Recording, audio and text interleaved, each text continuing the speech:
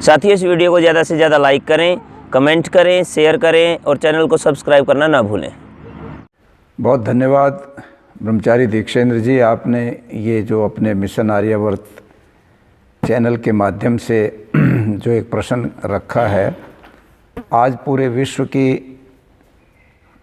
आर्य समाजों ने मिलकर के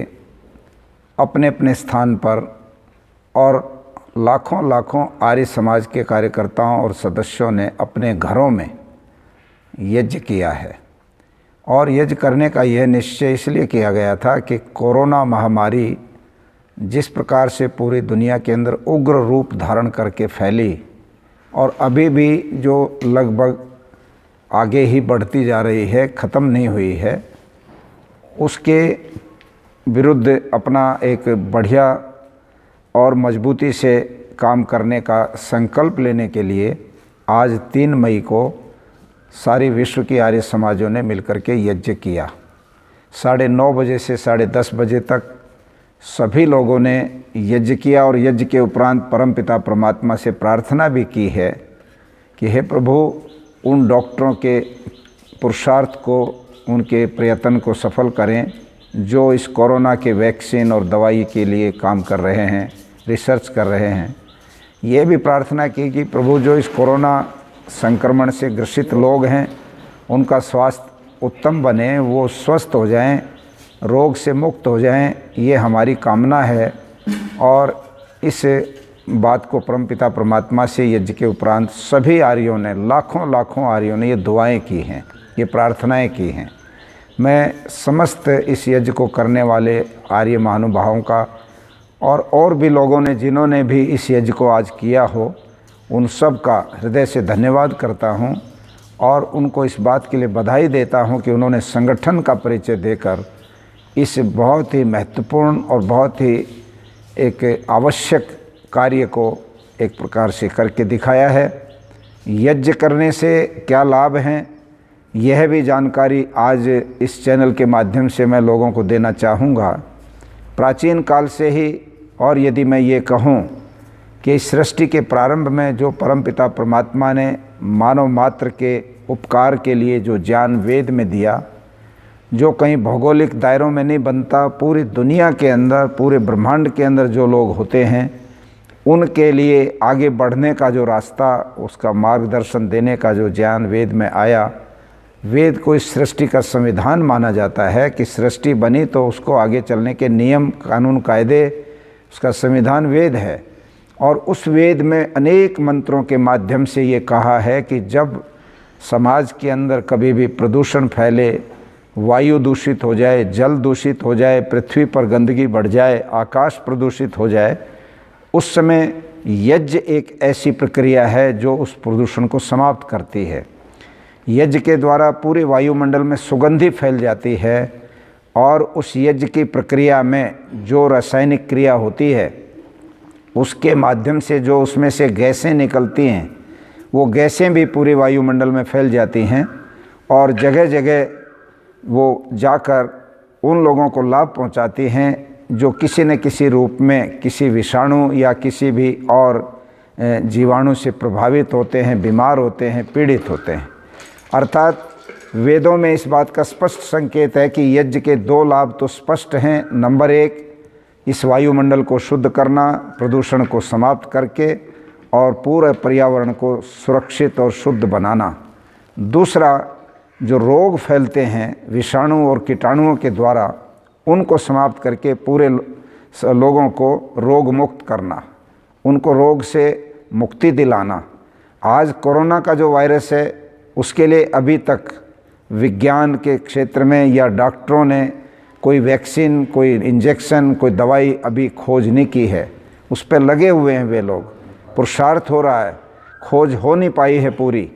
किंतु इस बीच में लोग मर भी रहे हैं, जूझ भी रहे हैं, संक्रमित भी हो रहे हैं। ये हम सब लोगों के लिए बड़ी चिंता की बात है। और ऐसे समय में जब पूरी मानवता करा उठी हो, हम पूरे दुनिया के लोगों से एक आग्रह करना चाहते हैं, आओ एक बार फिर हम वेदों की ओर लौटें और उसके अंदर दिए गए रोग विनाशक उस प्रक्रिया को, उस प्रोसीजर को, उस कार्य को अपनाएं जिससे हम रोग मुक्त हो सकते हैं, और वो है यज्ञ। यज्ञ को अगर सरल भाषा में कहें तो अग्निहोत्र भी इसको कहते हैं, हवन भी कहते हैं, और कई जगह इसको होम भी कहते हैं। और इसकी प्रक्रिया में लकड़ी, समिधा जिसको कहा जाता है, शुद्ध घी और सामग्री, ये सामग्री भी बहुत सारी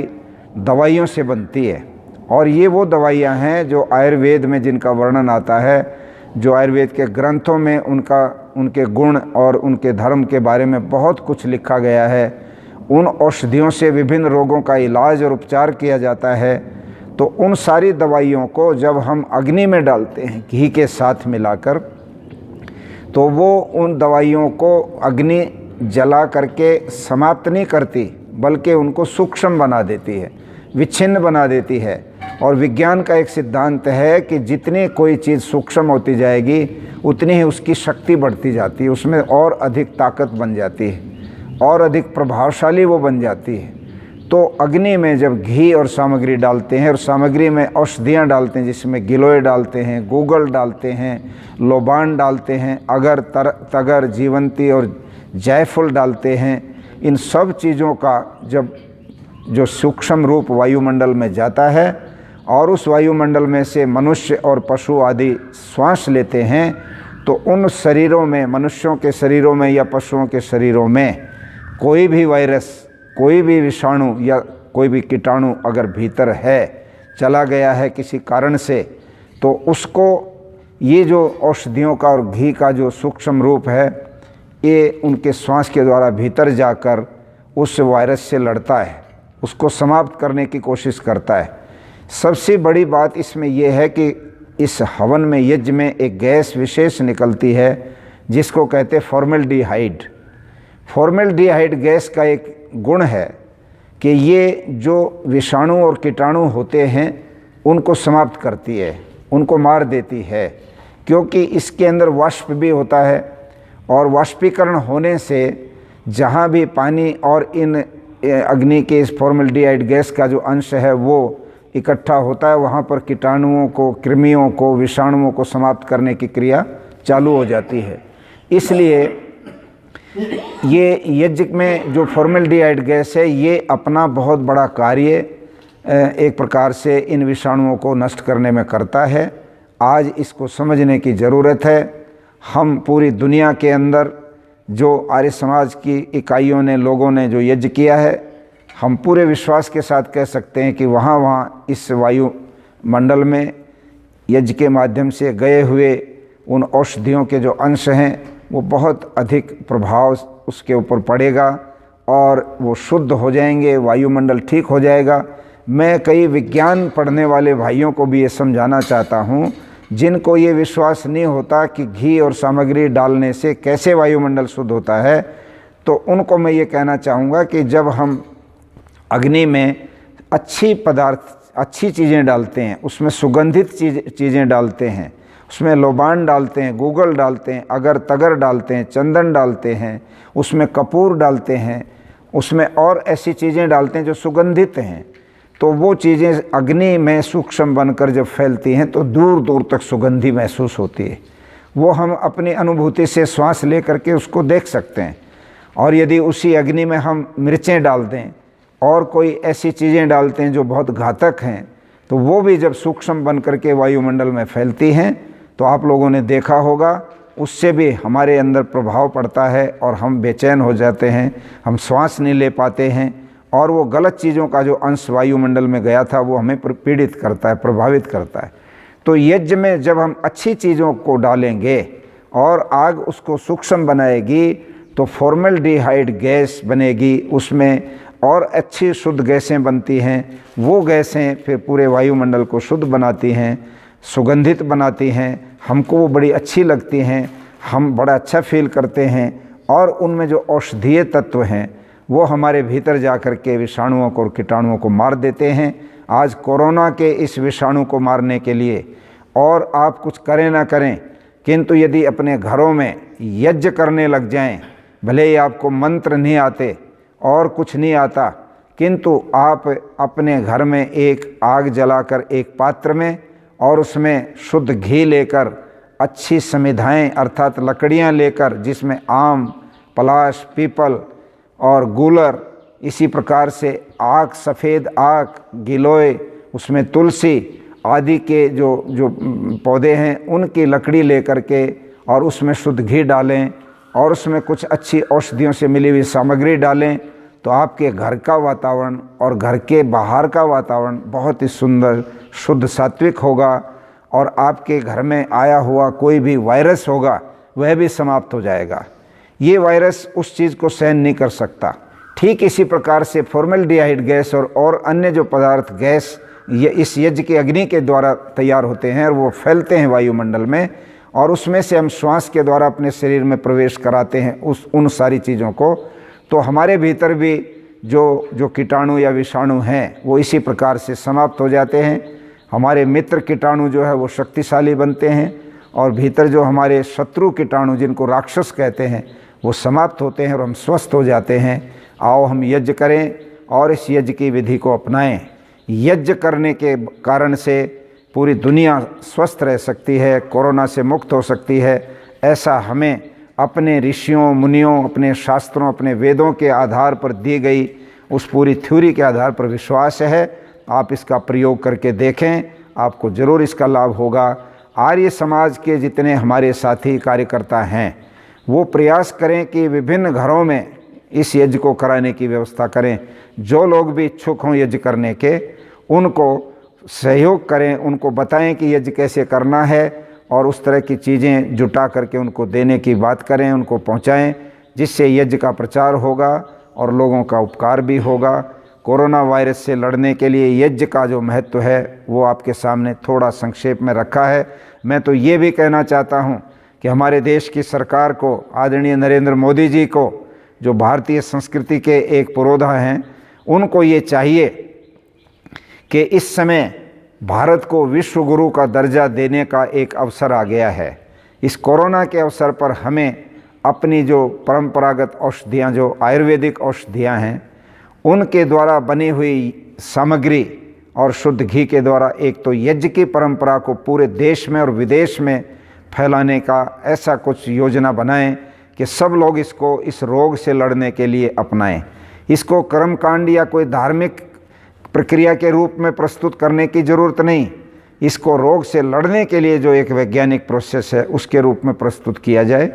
दूसरा, अपने आयुर्वेद को इतना मजबूत बनाया जाए कि पूरी दुनिया में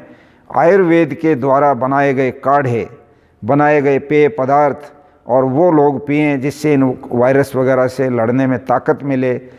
आयुर्वेद की औषधियों में ये गुण है कि वो हमारा इम्यून सिस्टम, हमारे भीतर की जो रोग प्रतिरोधात्मक शक्ति है उसको बढ़ाते हैं। हम किसी भी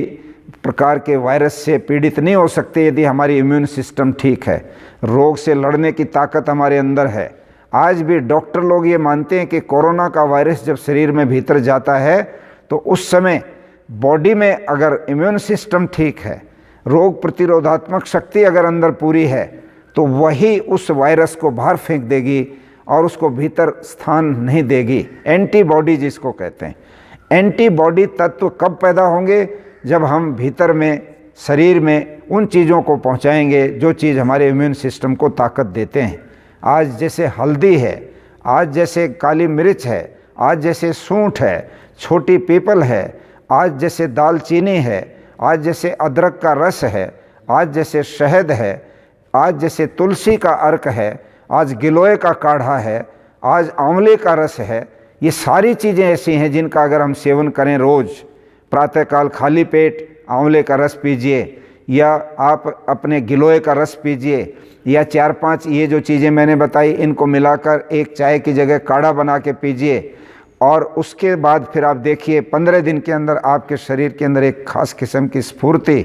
और इतना शक्ति महसूस होगी कि आप किसी भी प्रकार के वायरस से और बीमारी से प्रभावित नहीं होंगे। इसलिए आयुर्वेद को और यज्ञ को यदि हम पूरी दुनिया में इस मौके पर पहुंचाने में सफल हो गए तो निश्चित रूप से हम लोग जो है इस कोरोना के वायरस से पीड़ित मानवता की बहुत बड़ी सेवा कर सकेंगे और भारत का लोहा पूरी दुनिया में एक प्रकार से जमा सकेंगे दुनिया मानेगी कि भारत के लोहे को, कि आखिर भारत के लोगों के पास ही, यहाँ के ऋषि मुनियों के पास ही, यहाँ के वेद शास्त्रों के माध्यम से ही, यहाँ के आयुर्वेद ग्रंथों के माध्यम से ही, चरक और सुश्रुत के माध्यम से ही आखिर इन वायरस जैसी बीमारियों का उपाय मिला। और उसमें पहल करनी चाहिए, उसमें देर नहीं करनी चाहिए, नहीं तो और दुनिया के दूसरे देश इस श्रेय को ले जाते हैं तो बाद में हाथ मलने से कुछ नहीं होगा। आओ भारत को विश्वगुरु बनाने के लिए आयुर्वेद और यज्ञ और योग, इन तीनों का इस प्रकार का संयोग बनाएं कि पूरी दुनिया इसकी तरफ आए और भारत फिर से पूरी दुनिया का एक त्राण देने वाला, एक राहत देने वाला देश बन जाए, दुनिया का गुरु बन जाए। इन शब्दों के साथ आज लगभग भारत में कितनी शाखाओं में जो है यज्ञ किया गया होगा? केवल भारत में अनुमान है कि लगभग 10,000 आर्य समाज की जो यूनिट हैं, जो गांव से लेकर के नगरों तक विभिन्न कॉलोनियों में और जगह जगह फैली हुई हैं, लगभग कम से कम 4 से 5,000 आर्य समाज के शिक्षण संस्थाएं होंगी उनमें, और लगभग 1,000 के करीब गुरुकुल और संस्कृत विद्यालय होंगे, जिनमें सैकड़ों अनाथ आश्रम और दूसरे आश्रम होंगे, और लाखों लाखों आर्य जन जो हैं वो अलग अलग तरीके से अपने घरों में एक प्रकार से बहुत बड़े स्तर पर लाखों जगहों पर आज यज्ञ हुआ होगा, घरों में हुआ होगा, संस्थाओं में हुआ है। और उसके कारण से पूरे वायुमंडल में एक बार आज के दिन 3 मई को एक बहुत ही सुंदर वातावरण बना है। और इसको स्थायी बनाए रखने के लिए मैं तो ये भी चाहता हूँ कि आर्यजन तो इसको जारी रखें ही रखें कि प्रतिदिन अपने घर में, जब तक आप लॉकडाउन में हैं और आप बाहर कार्य में नहीं जा रहे हैं, आप सर्विस में हैं, आप फैक्ट्री में हैं, आप कहीं भी कुछ काम करते हैं और अभी आप छुट्टी है आपकी क्योंकि लॉकडाउन है, बाहर निकल नहीं सकते, ऐसे नियमावली बनी है, इस दौरान में प्रतिदिन प्रातः यज्ञ करना न भूलें। अपने घर में यज्ञ करेंगे तो आसपास के पड़ोसियों को भी उसका लाभ हो जाएगा। और प्रयास करें अपनी गली के जितने घर हैं उन सब लोगों को प्रेरित करें कि वे भी अपने घर में यज्ञ करें। उनको 100 ग्राम 200 ग्राम अगर हवन सामग्री पहुंचानी भी पड़े तो सब आर्यजन उसकी व्यवस्था करके उनको दें। तो आप देखेंगे कि कितना बड़ा इससे एक कार्य हो जाएगा। तो इसको अभी जारी रखना है, इसको बंद नहीं करना है। ये संकल्प आज जो हमने लिया है कोरोना से लड़ने का, इसमें यज्ञ का करना और लोगों को योग के प्रति आकृष्ट करना, लोगों को आयुर्वेद के जो औषधियों के जो पेय काढ़े वगैरह हैं उनको सेवन करने की प्रेरणा देना व्यापक रूप से हम दें ताकि लोग उसकी तरफ आएं और उसका लाभ उठा सकें। भारत के अलावा स्वामी जी बाहर कहाँ हुए होंगे आज यज्ञ? भारत से अतिरिक्त बहुत जगहों पर यज्ञ हुए हैं, अभी सूचनाएं आनी बाकी हैं, आ रही हैं। अभी तो यज्ञ संपन्न ही हुआ है और थोड़ी देर के बाद समाचार आ जाएंगे। किंतु अभी मेरे पास जो समाचार है, हॉलैंड से हमारी एक बहन श्यामा जो है उन्होंने सुबह ही इस पर डाला हुआ था कि हॉलैंड की जितनी आर्य समाजें हैं और जितने आर्यजन हैं जो लॉकडाउन में हैं वो सब अपने घरों में और आर्य समाजें अपने आर्य समाज भवनों में यज्ञ को करेंगे। दक्षिण अफ्रीका की आर्य प्रतिनिधि सभा, जहाँ के प्रधान डॉक्टर विश्राम रामविलास हैं, उन्होंने भी वहाँ की सब आर्य समाजों को अपील की हुई है जो पूरे दक्षिण अफ्रीका के गांव-गांव तक भी इन यज्ञों को करेंगे। दक्षिण अफ्रीका आर्य प्रतिनिधि सभा वहाँ के जो लोग हैं, गरीब लोग हैं, उनकी सेवा में भी बहुत बड़े प्रकल्प के रूप में काम कर रही है। वहाँ पर जो ABH है, आर्यन बेनेवलेंट होम, जो एक अपने आप में एक बहुत बड़ी संस्था जहाँ 700 लोग रेजिडेंट रहते हैं और वे वो लोग हैं जो गांव के गरीब लोगों के जो बच्चे हैं, काले जो बच्चे हैं वो वहाँ रहते हैं। वहाँ ऐसे लोग रहते हैं जिनको कोई घरों में नहीं रखता, बूढ़े लोग, उनकी सेवा होती है। वो आर्यन बेनेवलेंट होम भी बहुत बड़ा काम वहाँ पर कर रही है। मेरे पास सूचना केनिया से आर्य प्रतिनिधि सभा उत्तरी अफ्रीका की भी है। केनिया में भी हमारे श्री अनिल कपिला जी और उनके साथ अन्य सभी जो और साथी हैं, तो वो सारे के सारे लोग मिल करके वहाँ इस काम को कर रहे हैं। अमेरिका में वहाँ के आर्य प्रतिनिधि सभा के प्रधान हमारे नौजवान भाई विश्रुत आर्य जी बहुत आगे बढ़ कर के यज्ञ का कई दिनों से लगातार प्रचार भी कर रहे हैं और वो वास्तव में एक विद्वान के पुत्र हैं।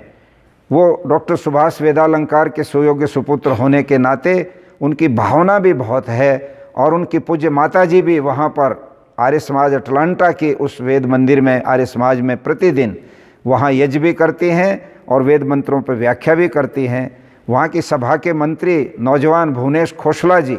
जिनके पूज्य पिताजी आदरणीय श्री गिरीश खोसला जी जो वानप्रस्थ हैं अब,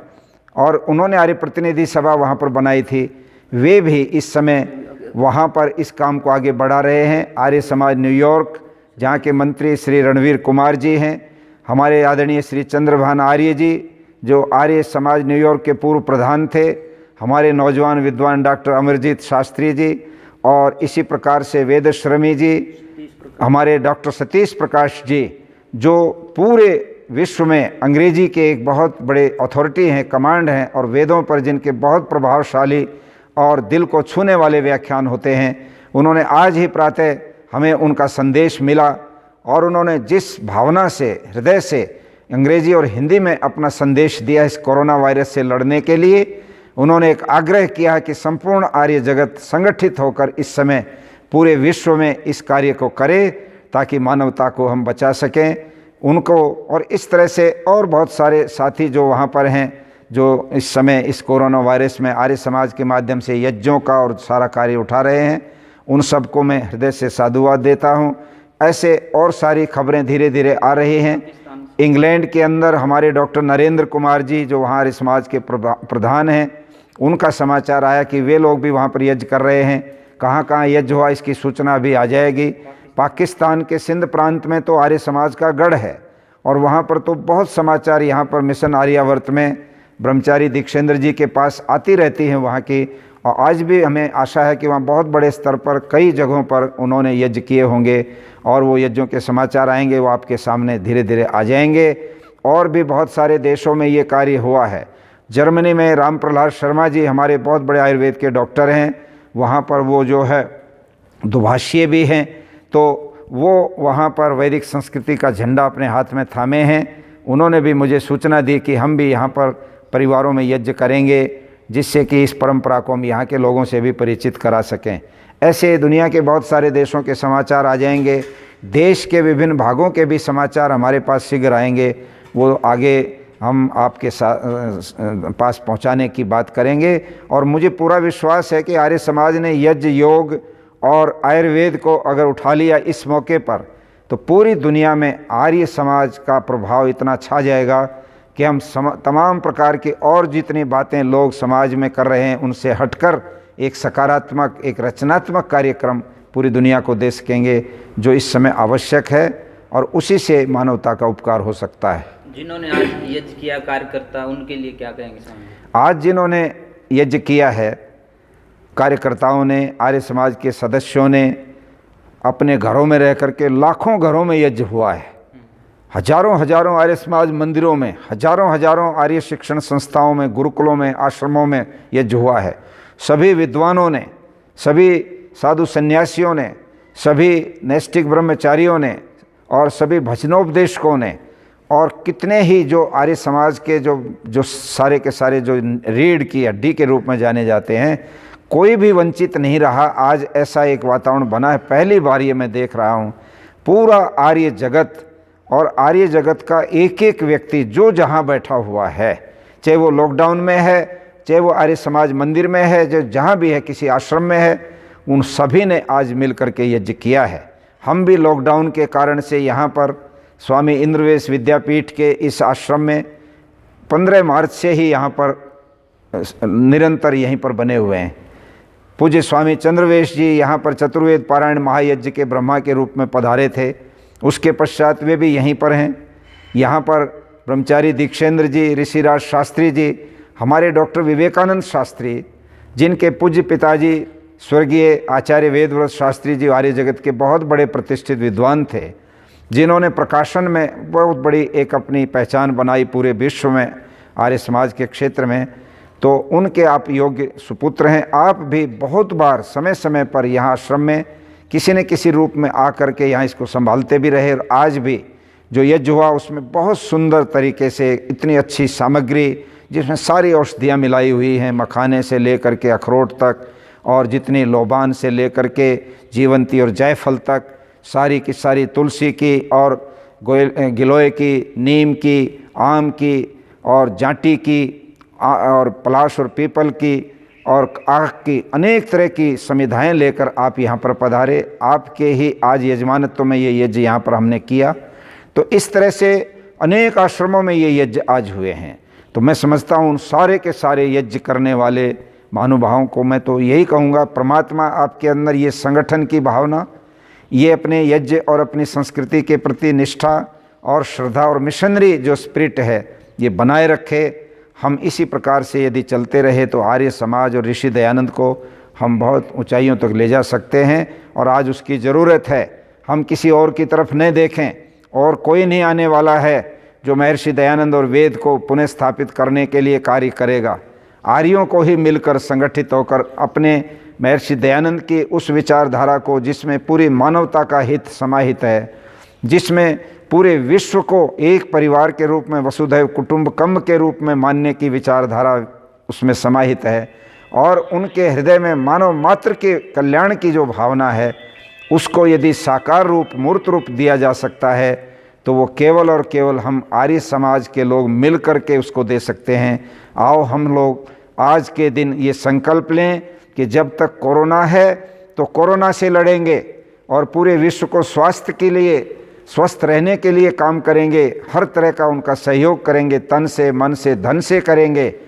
यज्ञ से और विविध तरीके से करेंगे। और जब ये रोग समाप्त होगा तो फिर हम सामाजिक बुराइयों के विरुद्ध, चाहे वो शराब है, चाहे वो जात पात का जहर है, चाहे वो मत संप्रदाय का परस्पर जो कटुता और जो एक सांप्रदायिकता का जहर बनता जा रहा है, चाहे समाज में स्त्री और पुरुष का जो भेदभाव है, और चाहे धर्म के नाम पर जो एक अंधविश्वास और पाखंड है, उसको भी हम मिटाने में निश्चित रूप से अपना योगदान देंगे। आज सबसे बड़ी मुझे प्रसन्नता की बात ये लग रही है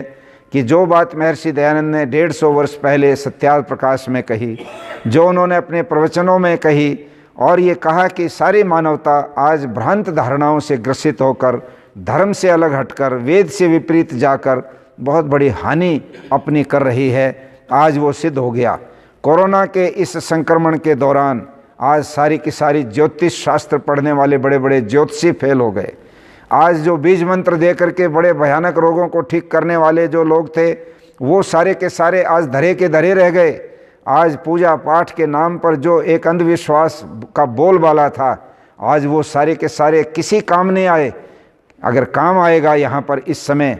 तो हमारे शास्त्रों में वर्णित वो औषधियाँ आएंगी जो आयुर्वेद के ग्रंथ भरे पड़े हैं। अगर काम आएगा इस समय तो हमारे योग की वो क्रियाएं आएंगी जिनसे हमारे शरीर के अंदर शुद्धि होती है, इम्यून सिस्टम बढ़ता है, और हमारा ध्यान एकाग्र होकर जो मेडिटेशन है, जो ध्यान पद्धति है, उपासना पद्धति है निराकार ईश्वर की, वही हमको अंदर शक्ति देगी। और अगर काम आएगा तो यज्ञ आएगा, जिसकी रासायनिक क्रिया से पूरा वायुमंडल शुद्ध होता है। इसलिए मैं ये कहता हूँ आर्य समाज के लोगों को अब ये वक्त आ गया है अपनी इन प्राचीन सारी की सारी जो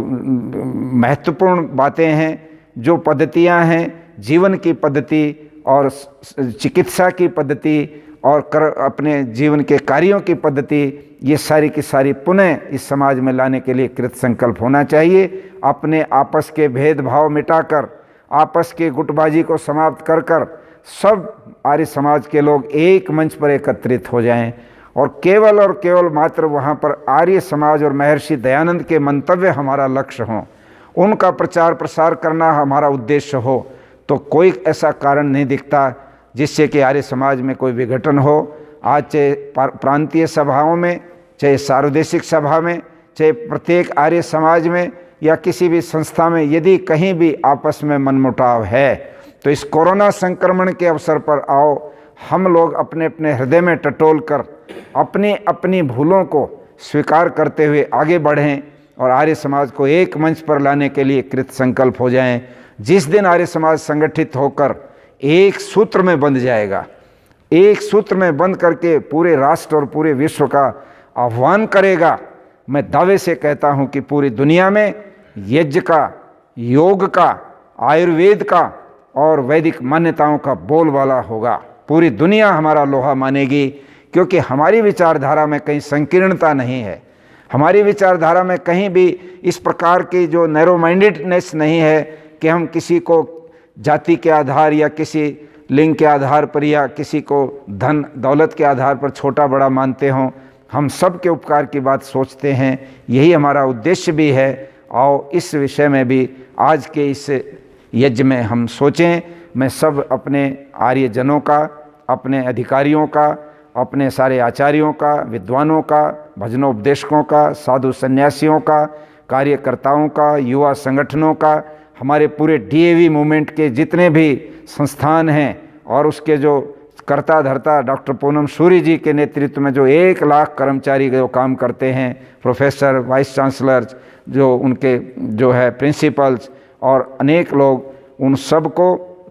और अन्य जो शिक्षण संस्थाएं हमारी हैं, स्कूल हैं, कॉलेज हैं, मेडिकल कॉलेज हैं, गुरुकुल कांगड़ी विश्वविद्यालय से लेकर तमाम सारे गुरुकुल हैं, उन सब के लोगों को मैं धन्यवाद देते हुए आह्वान करता हूं, आओ हम सब मिलें और मिल करके आर्य समाज को आगे बढ़ाएं। धन्यवाद, सबको नमस्ते।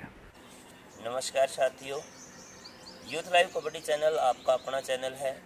कबड्डी जगत में यह चैनल अभी स्टार्ट किया है, बहुत अच्छे इसके रिस्पॉन्सेज हमें मिल रहे हैं। साथियों, यूथ लाइव कबड्डी चैनल